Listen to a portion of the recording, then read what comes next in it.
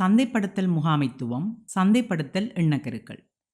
இவ்வீடியோவில் சந்தைப்படுத்தல் எண்ணக்கருக்கள் பற்றியும் சந்தைப்படுத்தலின் அடிப்படை பதங்களான தேவை, விருப்பம், கேள்வி என்பன பற்றியும் நீங்கள் அறிந்து கொள்ள முடியும். தேவை, விருப்பம், கேள்வி. Needs, wants and demand. தேவைகள் என்பது மனிதர்கள் வாழ்வதற்கு அத்தியாவசியமான தங்குமிடம், உடைகள், உணவு, தண்ணீர் போன்ற அடிப்படை மனித தேவைகளை குறிக்கும்.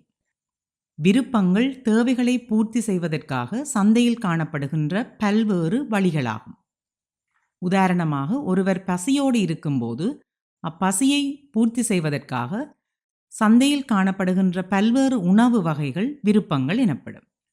கேள்வி என்பது நுகர்வோர் தமது தேவைகளை பூர்த்தி செய்வதற்காக கொள்வனவு செய்வதற்கு தயாராக உள்ள நிலையினை குறிக்கும்.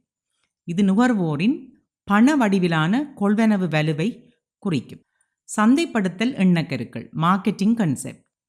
காலத்திற்கு காலம் சந்தையாளர்கள் தமது அனுபவ அறிவுகளினூடாக புதிய புதிய சந்தைப்படுத்தல் எண்ணக்கருக்களை உருவாக்கியுள்ளார்கள். இவ்வெண்ணக்கருக்கள் பற்றி பார்க்கலாம். உற்பத்தி எண்ணக்கரு, ப்ரொடக்ஷன் கன்செப்ட்.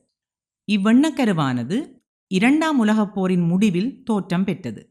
போரின் போது பயன்படுத்திய தொழில்நுட்பங்கள் உற்பத்திக்கு பயன்படுத்தப்பட்டு உற்பத்தி அளவை அதிகரித்து விலையை குறைப்பதனூடாக நுகர்வோரை கவர முடியும் என்கின்ற கருத்து நிலவியது. ஆனால் காலப்போக்கில் இவ்வெண்ணக்கருவானது தோற்று போனது. ஏனென்றால் நுகர்வோர் விலை குறைவான பொருட்களை விரும்புகின்ற அதே வேளை பொருள் தொடர்பான தரத்தையும் எதிர்பார்க்கின்றார்கள் என்கின்ற உண்மை காலப்போக்கில் அறியப்பட்டது. பொருள் எண்ணக்கரு, ப்ரொடக்ட் கன்செப்ட். நுகர்வோர் தரமான பொருட்களையே விரும்பி கொள்வனவு செய்வார்கள் என்பது இவ்வெண்ணக்கரு குறித்து நிற்கிறது. இவ்வெண்ணக்கருவானது சந்தைப்படுத்தல் ஆராய்ச்சி அபிவிருத்தியின் மூலம் பொருள் வடிவமைப்பு, சிறப்பியல்புகள், தர நிர்ணயம், தர மேம்பாடு என்பவற்றில் அதிக அக்கறை செலுத்த வேண்டும் என்பதை இது குறிக்கிறது. ஆனால் காலப்போக்கில் இவ்வெண்ணக்கருவும் தோற்றுப்போனது. ஏனென்றால் பொருளானது தரமாக இருப்பினும் பொருள் பற்றிய விடயங்கள் நுகர்வோருக்கு தெரியப்படுத்தப்பட வேண்டும் என்பதை இவ்வெண்ணக்கரு விளக்குகின்றது. விற்பனை எண்ணக்கரு, சேல்ஸ் கன்செப்ட். குறைந்த விலையில் தரமான பொருட்களை விற்பனை செய்கின்ற நிறுவனங்கள் பொருள் தொடர்பான விடயங்கள், பொருள் தொடர்பான தகவல்களை நுகர்வோருக்கு தெரியப்படுத்துவதற்காக பல்வேறு மேம்படுத்தல் நடவடிக்கைகளில் ஈடுபட வேண்டும் என்பதை இவ்வெண்ணக்கரு குறித்து நிற்கின்றது. அடுத்ததாக சந்தைப்படுத்தல் எண்ணக்கரு, மார்க்கெட்டிங் கன்செப்ட். இவ்வெண்ணக்கருவானது இன்று வரை மிக பிரதானமான எண்ணக்கருவாகவும் சந்தைப்படுத்தல் சூழலில் சந்தைப்படுத்தல் நிறுவனங்களால் பின்பற்றப்படுகின்ற மிக முக்கிய எண்ணக்கருவாகவும் காணப்படுகின்றது. நுகர்வோருக்கு பொருளொன்றை உற்பத்தி செய்வதற்கு முன்னர் அவர்களுடைய தேவையை அறிந்து கொண்டு அத்தேவைக்கேற்ப பொருட்களை வடிவமைத்து விற்பனை செய்ய வேண்டும் என்பதே இவ்வெண்ணக்கருவின் அடிப்படை ஆகும். சமூக சந்தைப்படுத்தல் எண்ணக்கரு, சொசைட்டல் மார்க்கெட்டிங் கன்செப்ட். சமூக சந்தைப்படுத்தல் எண்ணக்கருவானது சமூக பொறுப்புகளை வலியுறுத்துகிறது. நிறுவனங்கள் தமது நீண்டகால வெற்றியை தக்க வைப்பதற்கும் வாடிக்கையாளர்களை பராமரிப்பதற்கும் மேம்படுத்தவும் வாடிக்கையாளர்களுக்கு மதிப்புமிக்க பொருட்களை வழங்குவதற்கும் சந்தைப்படுத்தல் சமூகம் சார்ந்த நலன்களை கவனிக்க வேண்டும் என்பதை இது வலியுறுத்துகிறது. லாபம் உழைக்கின்ற அதே வேளை நிறுவனங்களில் பணியாற்றுகின்ற ஊழியர்கள் மற்றும் பொருட்களை கொள்வனவு செய்கின்ற நுகர்வோர் அனைவருக்கும் நலன்களை வழங்கக்கூடிய சந்தைப்படுத்தல் செயற்பாடுகளை நிறுவனங்கள் பின்பற்ற வேண்டும் என்பது இவ்வெண்ணக்கருவின் அடிப்படை ஆகும். அடுத்ததாக முழுமையான சந்தைப்படுத்தல் எண்ணக்கரு, ஹாலிஸ்டிக் மார்க்கெட்டிங் கன்செப்ட். இம்முழுமையான சந்தைப்படுத்தல் எண்ணக்கருவானது பல்வேறு பகுதிகளை கொண்ட ஒரு நிறுவனமாக அல்லாமல் ஒரு நிறுவனம் ஒட்டுமொத்தமாக ஒன்றோடு ஒன்று இணைந்த பல செயற்பாடுகளை கொண்டுள்ளது என்பதை விளக்குவதாகும். இவ்வெண்ணக்கருவானது 4 விதமான பகுதிகளை கொண்டுள்ளது.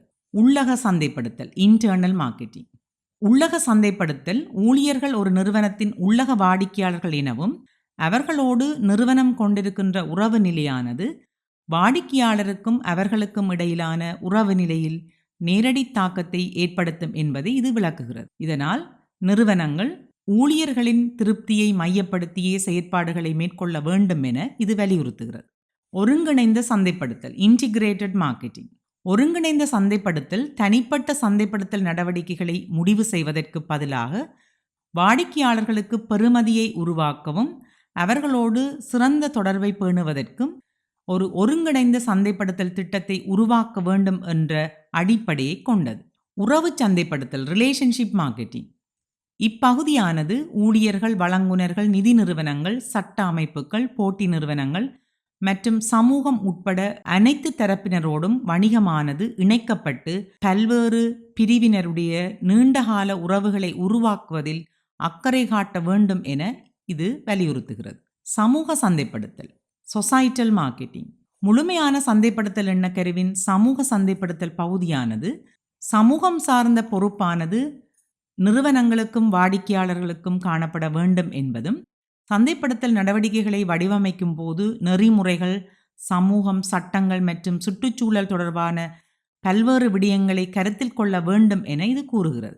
இவ்வீடியோவில் சந்தைப்படுத்தலின் அடிப்படை பதங்களான தேவை, விருப்பம், கேள்வி என்பவற்றுக்கிடையிலான வேறுபாடு பற்றியும், சந்தைப்படுத்தல் எண்ணக்கருக்களான உற்பத்தி எண்ணக்கரு, உற்பத்தி பொருள் எண்ணக்கரு, விற்பனை எண்ணக்கரு, சந்தைப்படுத்தல் எண்ணக்கரு, சமூக சந்தைப்படுத்தல் எண்ணக்கரு மற்றும் முழுமையான சந்தைப்படுத்தல் எண்ணக்கருவும் அதனுடைய பகுதிகளான உள்ளக சந்தைப்படுத்தல், ஒருங்கிணைந்த சந்தைப்படுத்தல், உறவு சந்தைப்படுத்தல், சமூக சந்தைப்படுத்தல் ஆகிய பகுதிகள் பற்றியும் கற்றுக்கொண்டீர்கள். மீண்டும் அடுத்த வீடியோவில் உங்களை சந்திக்கும் வரை உங்களிடமிருந்து விடைபெறுகிறேன். நன்றி, வணக்கம்.